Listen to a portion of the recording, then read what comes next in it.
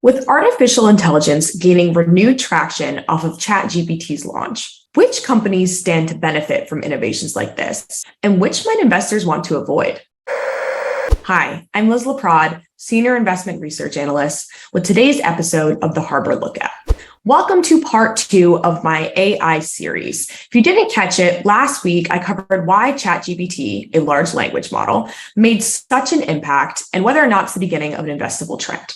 And while I don't believe it's necessarily the beginning of an investable trend, AI has been around for a while, I do believe it's a good signal that there's still a lot of investment opportunity within the theme. So today I cover who is poised to benefit and who might not be.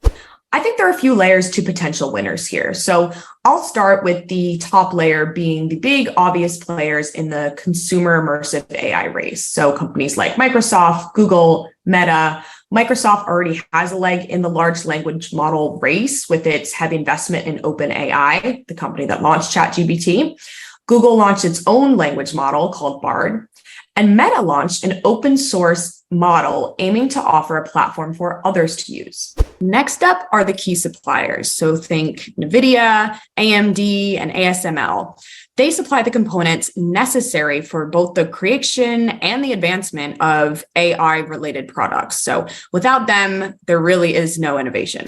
Then you have startups. Venture capital investors have been piling money into the new wave of generative AI companies. So companies like Anthropic or Inflection AI. The fourth layer is peripheral beneficiaries. So think cybersecurity companies like Palo Alto Networks or CrowdStrike. The more we move to integrate AI into our day-to-day, the cost of a hack exponentially increases for companies, which means the demand for premium security will also increase.